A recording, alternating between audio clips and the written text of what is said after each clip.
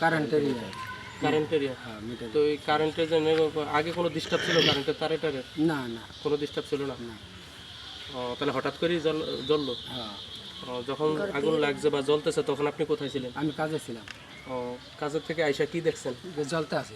জ্বলতেছে, তো ফায়ার সার্ভিসের ফোন দেন নাই? আমি ফোন দিয়ে কারা কারা দিছে আইসে আইতে আইতে তো জ্বলা শেষ হয়।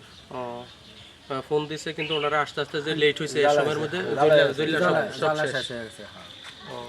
আপনি কি করেন? আমি কৃষি কাজ করি। ভাই ক্যামেরাটা এদিকে ধরো ভাই। হ্যাঁ, আপনি কি করেন? কৃষি কাজ করেন? তো কৃষিকাজ করবো না গরুইটা কার? গরুইটা কার? এটা আমার ছেলে। আপনার জায়গা সম্পত্তি আর কি কেমন আছে? এই যে, এই যে। এই ছাড়া আর কোনো জায়গা? এই জায়গা থাকলো এটা, ঘর থাকলো এটা, বাড়ি থাকলো এটা, হুক থাকলো এটা, আছে এই যে। আর এই গর্বিটা আমি আছে আর কিছু না।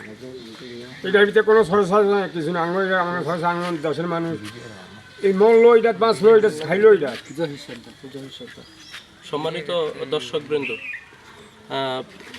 হাইমচর উপজেলার ৩ নং দক্ষিণ আলগি ইউনিয়নের ৭ নং ওয়ার্ড চরপোড়ামুখী যে পাটোয়ারি বাড়ি যে সরকারি প্রাথমিক বিদ্যালয়ের দক্ষিণ পাশে জহির সর্দার, জহির সর্দার নামক ওই ব্যক্তির এই ঘরটা আজকে আগুনে পড়ে যায় বেলা প্রায় 12টার দিকে। বিদ্যুতের লাইন থেকে নাকি আগুন লাগছে। তবে আলগি বাজার আমাদের যে ফায়ার স্টেশন রয়েছে তাদেরকে ফোন দেওয়া হয়েছে, ওনারা আসতে আসতে জ্বলে সব শেষ হয়ে গেছে। এখন আমরা যারা এখানে রয়েছি আমরা খোঁজখবর নিলাম। জহির সর্দার আসলে একজন কৃষক মানুষ। জহির সর্দার একজন কৃষক মানুষ, গরিব মানুষ, খেটে খাওয়া মানুষ, দিনে আনে দিনে খায়। ওনার এই সম্বল এইটাই ছিল, এই ভিটাটাই ছিল, এই বাড়িটাই ছিল, এই ঘরটাই ছিল, জ্বলে পুরো সারখার হয়ে গেছে। এখন হাইমচর উপজেলার নির্বাহী অফিসারের কাছে আমাদের আবেদন যে ওনার বিষয়টা একটু দেখার জন্য, কোনো সহযোগিতা করার জন্য। যেহেতু উনি গরিব মানুষ, উনি মেহনতি মানুষ, উনি কৃষক মানুষ, ওনার সয় সম্বল বলতে আর কিছু নেই। এই ঘরটাই ছিল, এই ভিটাটাই ছিল, আজকে জোরে পড়ে সব শেষ হয়ে গেছে।